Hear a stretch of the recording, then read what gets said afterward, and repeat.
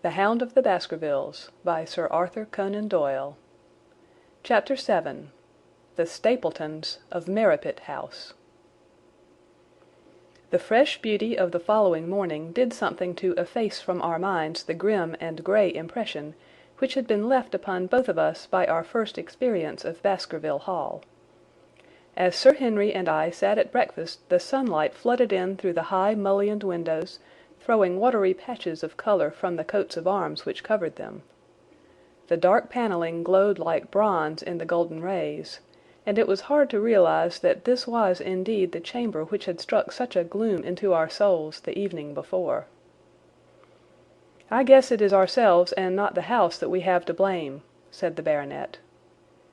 "We were tired with our journey and chilled by our drive, so we took a grey view of the place. Now we are fresh and well, so it is all cheerful once more." "And yet it was not entirely a question of imagination," I answered. "Did you, for example, happen to hear someone, a woman, I think, sobbing in the night?" "That is curious, for I did, when I was half asleep, fancy that I heard something of the sort. I waited quite a time, but there was no more of it, so I concluded that it was all a dream." "I heard it distinctly, and I am sure that it was really the sob of a woman." "We must ask about this right away."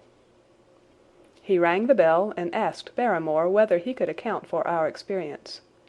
It seemed to me that the pallid features of the butler turned a shade paler still as he listened to his master's question. "There are only two women in the house, Sir Henry," he answered. "One is the scullery maid who sleeps in the other wing.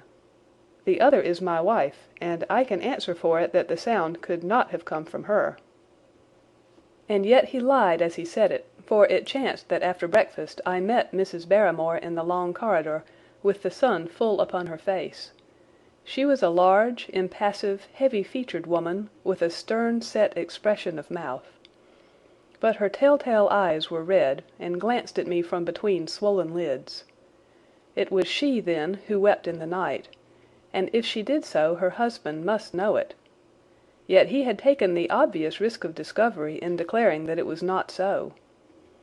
Why had he done this? And why did she weep so bitterly? Already round this pale-faced, handsome, black-bearded man there was gathering an atmosphere of mystery and of gloom. It was he who had been the first to discover the body of Sir Charles, and we had only his word for all the circumstances which led up to the old man's death. Was it possible that it was Barrymore, after all, whom we had seen in the cab in Regent Street? The beard might well have been the same. The cabman had described a somewhat shorter man, but such an impression might easily have been erroneous. How could I settle the point forever? Obviously, the first thing to do was to see the Grimpen postmaster and find whether the test telegram had really been placed in Barrymore's own hands. Be the answer what it might, I should at least have something to report to Sherlock Holmes. Sir Henry had numerous papers to examine after breakfast, so that the time was propitious for my excursion. It was a pleasant walk of 4 miles along the edge of the moor, leading me at last to a small grey hamlet in which 2 larger buildings, which proved to be the inn and the house of Dr. Mortimer, stood high above the rest. The postmaster, who was also the village grocer, had a clear recollection of the telegram. "Certainly, sir," said he. "I had the telegram delivered to Mr. Barrymore exactly as directed." "Who delivered it?" "My boy here. James, you delivered that telegram to Mr. Barrymore at the Hall last week, did you not?" "Yes, father, I delivered it." "Into his own hands?" I asked. "Well, he was up in the loft at the time, so that I could not put it into his own hands, but I gave it into Mrs. Barrymore's hands, and she promised to deliver it at once." "Did you see Mr. Barrymore?" "No, sir, I tell you he was in the loft." "If you didn't see him, how do you know he was in the loft?" "Well, surely his own wife ought to know where he is," said the postmaster testily. "Didn't he get the telegram? If there is any mistake, it is for Mr. Barrymore himself to complain." It seemed hopeless to pursue the inquiry any farther, but it was clear that in spite of Holmes's ruse we had no proof that Barrymore had not been in London all the time. Suppose that it were so. Suppose that the same man had been the last who had seen Sir Charles alive, and the first to dog the new heir when he returned to England. What then? Was he the agent of others, or had he some sinister design of his own? What interest could he have in persecuting the Baskerville family? I thought of the strange warning clipped out of the leading article of the Times. Was that his work, or was it possibly the doing of someone who was bent upon counteracting his schemes? The only conceivable motive was that which had been suggested by Sir Henry, that if the family could be scared away, a comfortable and permanent home would be secured for the Barrymores. But surely such an explanation as that would be quite inadequate to account for the deep and subtle scheming which seemed to be weaving an invisible net round the young baronet. Holmes himself had said that no more complex case had come to him in all the long series of his sensational investigations. I prayed, as I walked back along the grey, lonely road, that my friend might soon be freed from his preoccupations and able to come down to take this heavy burden of responsibility from my shoulders. Suddenly my thoughts were interrupted by the sound of running feet behind me, and by a voice which called me by name. I turned, expecting to see Dr. Mortimer, but to my surprise it was a stranger who was pursuing me. He was a small, slim, clean-shaven, prim-faced man, flaxen-haired and lean-jawed, between 30 and 40 years of age, dressed in a grey suit and wearing a straw hat. A tin box for botanical specimens hung over his shoulder, and he carried a green butterfly net in one of his hands.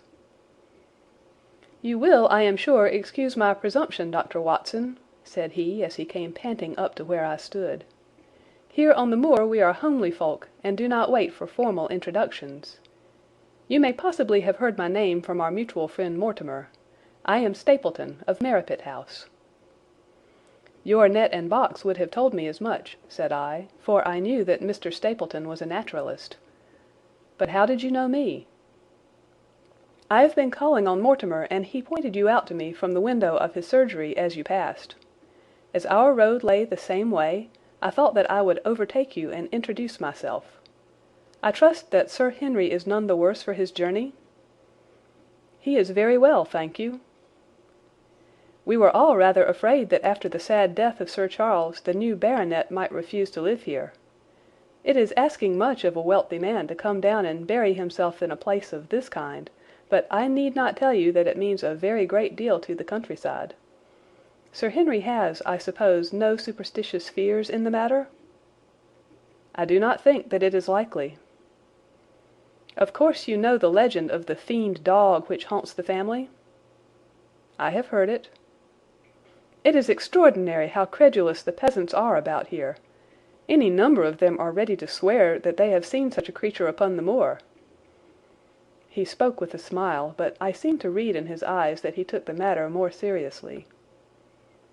"The story took a great hold upon the imagination of Sir Charles, and I have no doubt that it led to his tragic end."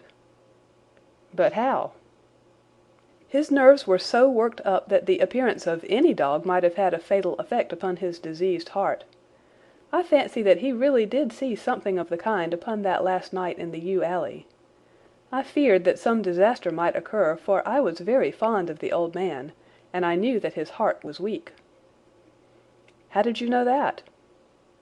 "My friend Mortimer told me." "You think, then, that some dog pursued Sir Charles, and that he died of fright in consequence?" "Have you any better explanation?" "I have not come to any conclusion."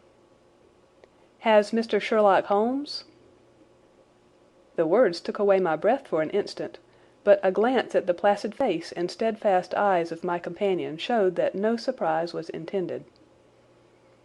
"It is useless for us to pretend that we do not know you, Dr. Watson," said he.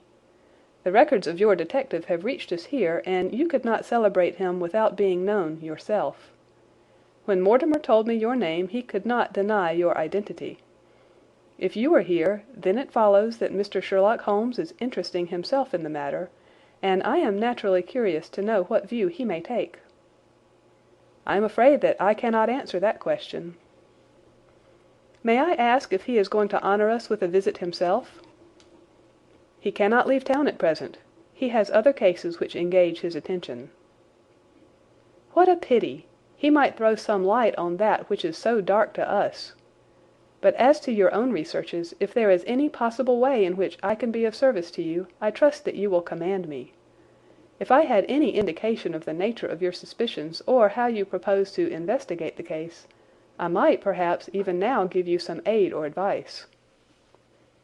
"I assure you that I am simply here upon a visit to my friend Sir Henry, and that I need no help of any kind." "Excellent!" said Stapleton.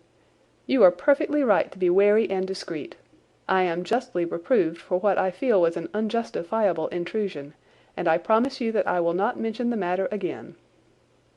We had come to a point where a narrow grassy path struck off from the road and wound away across the moor. A steep, boulder-sprinkled hill lay upon the right, which had in bygone days been cut into a granite quarry. The face which was turned toward us formed a dark cliff, with ferns and brambles growing in its niches. From over a distant rise there floated a grey plume of smoke. "A moderate walk along this moor-path brings us to Merripit House," said he. "Perhaps you will spare an hour that I may have the pleasure of introducing you to my sister." My first thought was that I should be by Sir Henry's side, but then I remembered the pile of papers and bills with which his study table was littered. It was certain that I could not help with those, and Holmes had expressly said that I should study the neighbours upon the moor. I accepted Stapleton's invitation, and we turned together down the path. "It is a wonderful place, the moor," said he, looking round over the undulating downs, long green rollers with crests of jagged granite foaming up into fantastic surges. "You never tire of the moor. You cannot think the wonderful secrets which it contains. It is so vast, and so barren, and so mysterious." "You know it well, then?" "I have only been here 2 years. The residents would call me a newcomer. We came shortly after Sir Charles settled, but my tastes led me to explore every part of the country round, and I should think that there are few men who know it better than I do." "Is it hard to know?" "Very hard. You see, for example, this great plain to the north here with the queer hills breaking out of it. Do you observe anything remarkable about that?" "It would be a rare place for a gallop." "You would naturally think so, and the thought has cost several their lives before now. You notice those bright green spots scattered thickly over it?" "Yes, they seem more fertile than the rest." Stapleton laughed. "That is the great Grimpen Mire," said he. "A false step yonder means death to man or beast. Only yesterday I saw one of the moor ponies wander into it. He never came out. I saw his head for quite a long time craning out of the bog hole, but it sucked him down at last. Even in dry seasons it is a danger to cross it, but after these autumn rains it is an awful place. And yet I can find my way to the very heart of it and return alive. By George, there is another of those miserable ponies." Something brown was rolling and tossing among the green sedges. Then a long, agonized, writhing neck shot upward, and a dreadful cry echoed over the moor. It turned me cold with horror, but my companion's nerve seemed to be stronger than mine. "It's gone," said he. "The mire has him. 2 in 2 days, and many more perhaps, for they get in the way of going there in the dry weather, and never know the difference until the mire has them in its clutches. It's a bad place, the great Grimpen Mire." "And you say you can penetrate it?" "Yes, there are 1 or 2 paths which a very active man can take. I have found them out." "But why should you wish to go into so horrible a place?" "Well, you see the hills beyond? They are really islands cut off on all sides by the impassable mire which has crawled round them in the course of years. That is where the rare plants and the butterflies are if you have the wit to reach them." "I shall try my luck some day." He looked at me with a surprised face. "For God's sake, put such an idea out of your mind," said he. Your blood would be upon my head. I assure you that there would not be the least chance of your coming back alive. It is only by remembering certain complex landmarks that I am able to do it." "Hello!" I cried. "What is that?" A long, low moan, indescribably sad, swept over the moor. It filled the whole air, and yet it was impossible to say whence it came.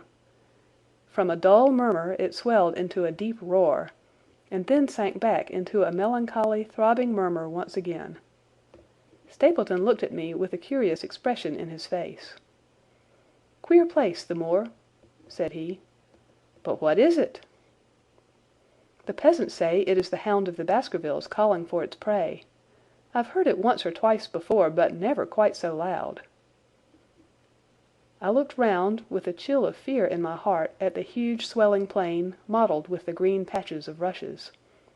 Nothing stirred over the vast expanse save a pair of ravens which croaked loudly from a tor behind us.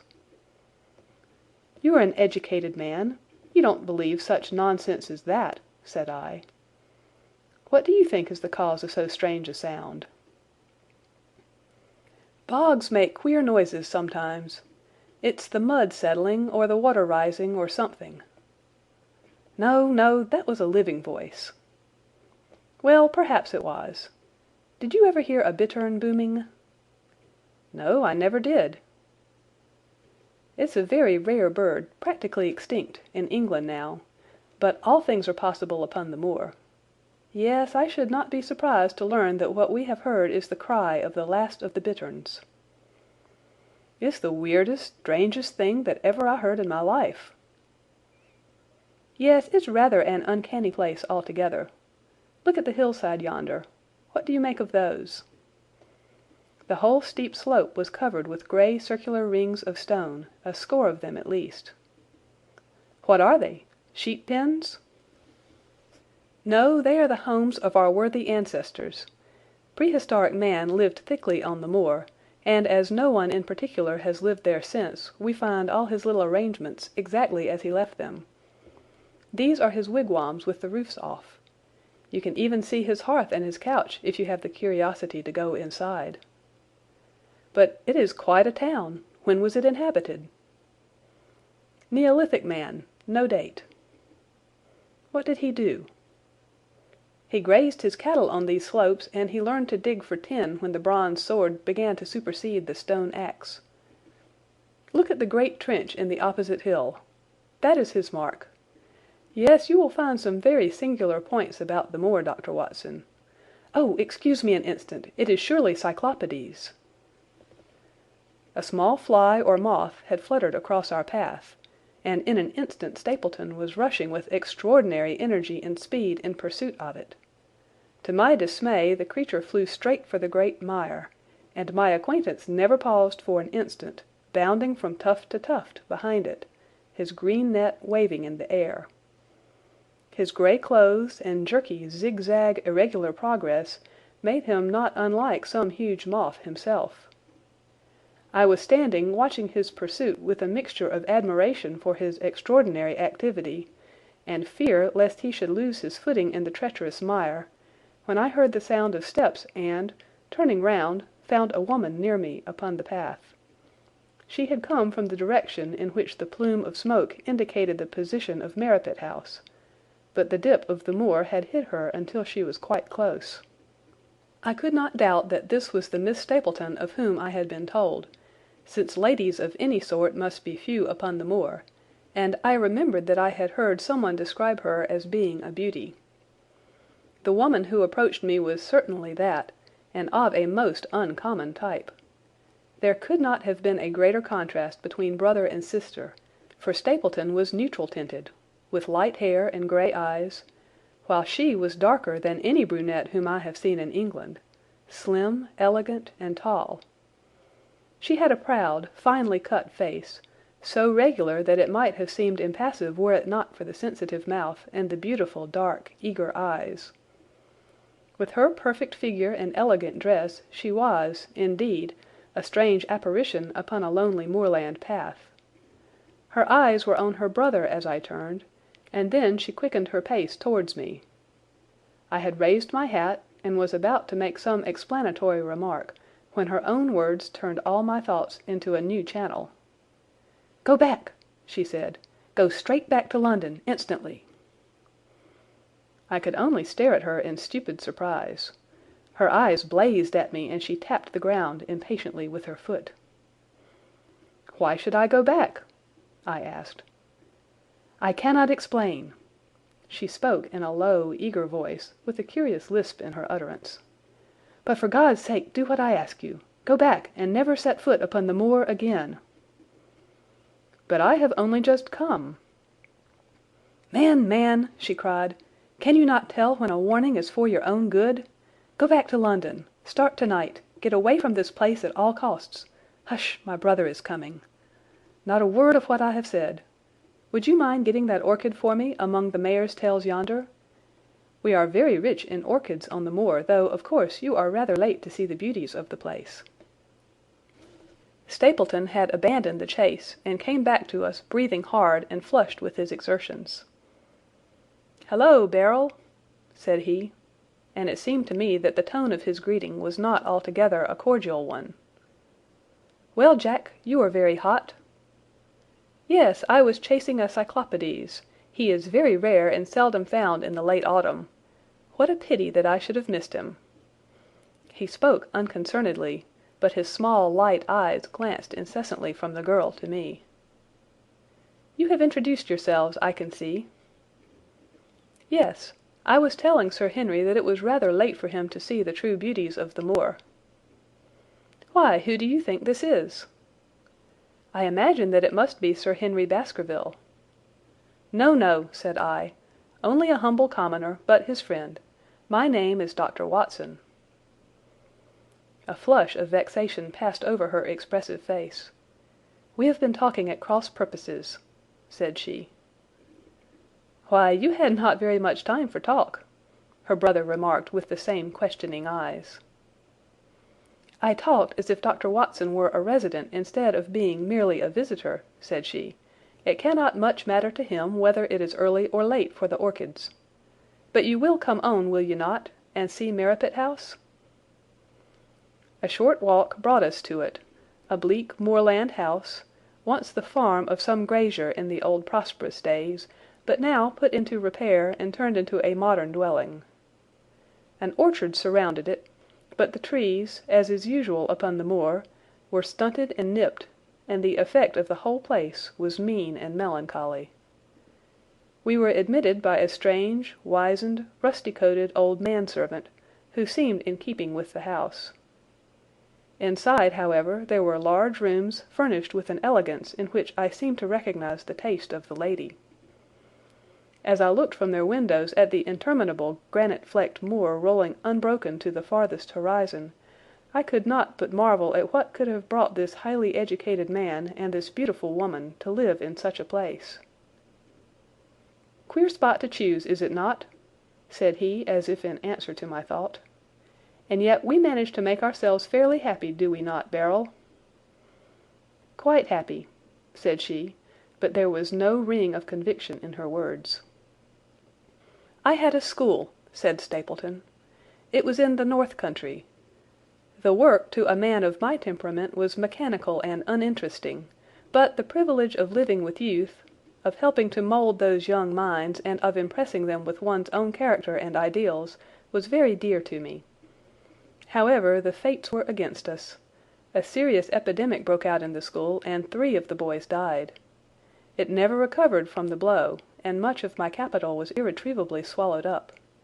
And yet, if it were not for the loss of the charming companionship of the boys, I could rejoice over my own misfortune, for with my strong tastes for botany and zoology, I find an unlimited field of work here, and my sister is as devoted to nature as I am. All this, Dr. Watson, has been brought upon your head by your expression as you surveyed the moor out of our window." "It certainly did cross my mind that it might be a little dull, less for you, perhaps, than for your sister." "No, no, I am never dull," said she quickly. "We have books, we have our studies, and we have interesting neighbours. Dr. Mortimer is a most learned man in his own line. Poor Sir Charles was also an admirable companion. We knew him well and miss him more than I can tell. Do you think that I should intrude if I were to call this afternoon and make the acquaintance of Sir Henry?" "I am sure that he would be delighted." "Then perhaps you would mention that I propose to do so. We may in our humble way do something to make things more easy for him until he becomes accustomed to his new surroundings. Will you come upstairs, Dr. Watson, and inspect my collection of Lepidoptera? I think it is the most complete one in the southwest of England. By the time that you have looked through them, lunch will be almost ready." But I was eager to get back to my charge. The melancholy of the moor, the death of the unfortunate pony, the weird sound which had been associated with the grim legend of the Baskervilles, all these things tinged my thoughts with sadness. Then on the top of these more or less vague impressions there had come the definite and distinct warning of Miss Stapleton, delivered with such intense earnestness that I could not doubt that some grave and deep reason lay behind it. I resisted all pressure to stay for lunch, and I set off at once upon my return journey, taking the grass-grown path by which we had come. It seems, however, that there must have been some short cut for those who knew it, for before I had reached the road I was astounded to see Miss Stapleton sitting upon a rock by the side of the track. Her face was beautifully flushed with her exertions, and she held her hand to her side. "I have run all the way in order to cut you off, Dr. Watson," said she. "I had not even time to put on my hat. I must not stop or my brother may miss me. I wanted to say to you how sorry I am about the stupid mistake I made in thinking that you were Sir Henry. Please forget the words I said, which have no application whatever to you." "But I can't forget them, Miss Stapleton," said I. "I am Sir Henry's friend, and his welfare is a very close concern of mine. Tell me why it was that you were so eager that Sir Henry should return to London." "A woman's whim, Dr. Watson. When you know me better you will understand that I cannot always give reasons for what I say or do." "No, no, I remember the thrill in your voice. I remember the look in your eyes. Please, please be frank with me, Miss Stapleton. For ever since I have been here I have been conscious of shadows all round me. Life has become like that great Grimpen mire, with little green patches everywhere, into which one may sink and with no guide to point the track. Tell me then what it was that you meant, and I will promise to convey your warning to Sir Henry." An expression of irresolution passed for an instant over her face, but her eyes had hardened again when she answered me. "You make too much of it, Dr. Watson," said she. "My brother and I were very much shocked by the death of Sir Charles. We knew him very intimately, for his favourite walk was over the moor to our house. He was deeply impressed with the curse which hung over his family, and when this tragedy came I naturally felt that there must be some grounds for the fears which he had expressed. I was distressed, therefore, when another member of the family came down to live here, and I felt that he should be warned of the danger which he will run. That was all which I intended to convey." "But what is the danger?" "You know the story of the hound?" "I do not believe in such nonsense." "But I do. If you have any influence with Sir Henry, take him away from a place which has always been fatal to his family. The world is wide. Why should he wish to live at the place of danger?" "Because it is the place of danger. That is Sir Henry's nature.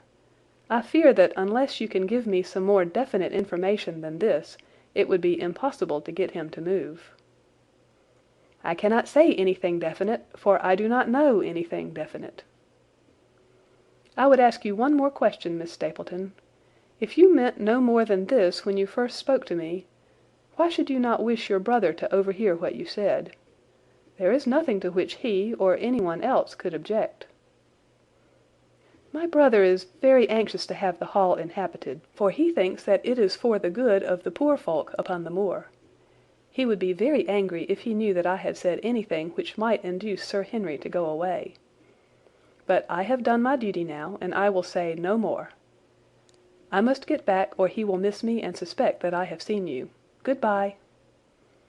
She turned and had disappeared in a few minutes among the scattered boulders, while I, with my soul full of vague fears, pursued my way to Baskerville Hall. Chapter 7